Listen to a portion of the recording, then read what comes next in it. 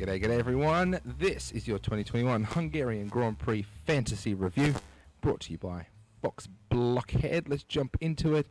Oh my goodness, after that crazy start, Hamilton was the only one off the line after the red flag, and all the carnage, Ocon ended up on the top step. 47 points for him, Hamilton with 45. Third place was Sainz, and that was the order in the race after Vettel was disqualified.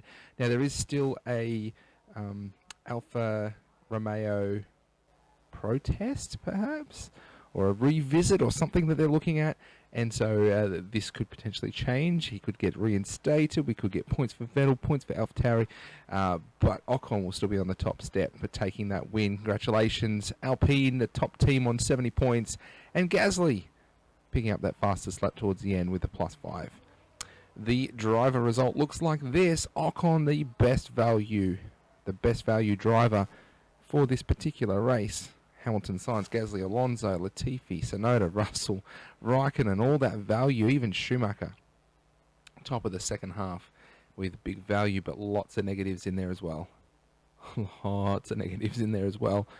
And some of which, Norris, Leclerc, lots of people had them in their teams. The constructors result looks like this. Alpine with 70 points, not the best value pick. Williams with a double points finish takes 34 points, and the best value for this particular weekend. Ferrari not doing too bad, AlphaTauri not doing too bad, Red Bull way down. If you had Red Bull, I'm sorry. If you had Alpine, well, who could have picked that? They are coming good though. They are coming good. The Dream Team: Ocon, Hamilton, Sainz, Gasly, Alonso, and Alpine. 298 points if you turboed Ocon. 298. I don't know anyone who would have got that. That's just incredible to have that particular team, although not completely out of the realms of possibility. The only thing would have been Verstappen in there rather than Hamilton for a number of people. But that kind of a team, yeah, it could have been done. 99.3 million is the value for that team right there. The dud team, the bottom 5 drivers, and Aston Martin with only 6 points. If you did that with the turbo and Vettel, -54 for 82 million pounds, dollars, euros, whatever currency you use. With that kind of value, probably not, like I say, out of the realms of possibility of people having Norris, Leclerc, and Vettel. I actually had Aston Martin as a team, and I was cheering, but Vettel with the DQ. Unfortunately, here we have the bonus. First of all, Perez, 1, 2, 3, 4, 5 into Hungary. Did he qualify Q3? Yes, he did. +5 for Checo. Into the race, Hamilton and Bottas, 1, 2, 3, 4. Did they do it in Hungary? Well, no. Bottas ran in the back of Norris and caused carnage on the first corner. So, no, he didn't get a +10. Hamilton did, though. +10 for him, +5 for Perez. That's the bonus taken out of Hungary. Looking ahead now, Russell, Vettel, 1, 2, coming into Hungary. Russell unfortunately didn't make it to Q3, so Vettel's on a streak of 3, looking to the Dutch Grand Prix in the Netherlands for his potential bonus. He's got to come back after the summer break and qualify in Q3 at Spa. Leclerc, he's on 2, he's looking at Spa, Netherlands, and I think Italy for his bonus. And then Hamilton, Bottas, Verstappen, Ocon, Norris, Alonso, Gasly, and Raikkonen, all on 1. They all finished in Q3. Now, I wouldn't normally do something like this, have so many drivers up there, but those 8 potentially could go all the way to 5. And I've got something at the bottom of the race tab. Follow along for that one. You'll see what's going on. And I'll tell you why I've got that many up there. Leclerc and Sainz on 3, coming in Hungary. Leclerc got punted by Stroll in the first corner, so he did not finish in the points. Sainz did. Coming to Spa after the summer break, Sainz up for a +10 potential. Daniel Ricciardo, he got spun around on that first corner as well, so he is out. He didn't finish top 10. He does not continue his streak. He'll have to start a new one. And then we have Tsunoda and Ocon both on 2 now, coming into Spa to continue their streak. 3, 4. Again, I think it's Italy they'll be up for. And sneaking in down the bottom there, Verstappen, Alonso, and Gasly all on 1. Now you might be thinking, that's 3, 4, 5, that's 6. That's only 6 drivers who are potentially on a streak now after that race. I'm missing 4. 4, 5, 6, 7, 8, 9, 10. There were 4 other finishers in the top 10. Well, the 4 other finishers were Raikkonen. He finished 10th. The 2 Williams drivers, that's 3 of them. And you know what? If they continue to finish in the points, I will put them up there for the race. But Williams haven't finished in the points in I don't know how many years. I could probably have put Raikkonen up there, but, you know. And then Hamilton was the other one, and he already got the streak, so he doesn't start a new one until Belgium. So if you look there, Verstappen, Alonso, and Gasly, 3 drivers potentially up for a double-double. 1, 2, 3, 4, 5. What's after Italy? Russia, I think it is, the Russian Grand Prix. So that could be a possible mega driver for Verstappen, Alonso, or Gasly come 4 more races time. Watch this space. Watch this space. The Constructors' bonus chance now. Coming into Hungary, we had Ferrari, Mercedes, and McLaren all on a streak of 1. Ferrari and McLaren both bombed out in qualifying, unfortunately, so left it with Mercedes coming back after the summer break, potentially with a bonus 5 after Belgium. And then after qualifying in Hungary, we've got Red Bull and Alpine, both on a streak of 1, so they'll have to look to the Dutch Grand Prix. That's after Belgium, isn't it? For a potential 1 there. McLaren 1, 2. Did they get the bonus? They did not get the bonus in Hungary, unfortunately. So McLaren in the race, only one driver finished, and he didn't even finish in the points. Ricciardo, Norris got punted on the first lap. So, yeah, they didn't get a bonus for this race, unfortunately. For those of you looking for a bonus, 10 for McLaren.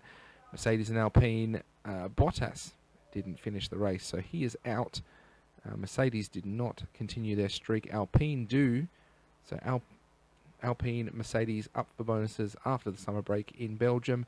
Williams and AlphaTauri. AlphaTauri. They're all on a streak of 1 now. So we've got no, none of those line up. They don't line up.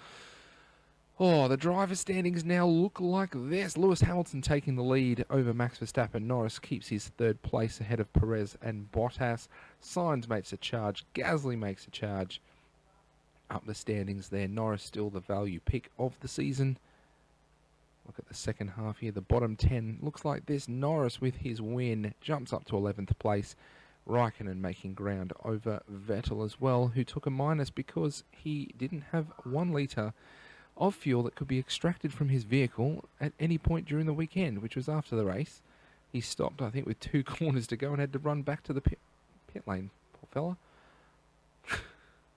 Just like Ocon parked and ran back the other way. Mercedes now 1 point ahead of Red Bull Racing in the Constructors' Championship, the Fantasy Constructors' Championship, I should say. 588 to 587. McLaren continuing in 3rd with Ferrari 4th. Alpine with a big surge of points, swapping places with Aston Martin 5th for 7th. The driver battles in qualifying look like this. Russell and Gasly both have wiped the floor so far with their teammate, and I think 21 races, they can't be beaten now. They both have taken their teammate to task in qualifying this season. Leclerc, Hamilton, Schumacher, Verstappen, Giovinazzi, all in commanding leads over their teammates. Did I say Norris? And Norris. Over to the race now. Hamilton, Verstappen, both on 9. Schumacher, Norris, also on 9. Russell, Gasly on 8. And then a couple of closer battles.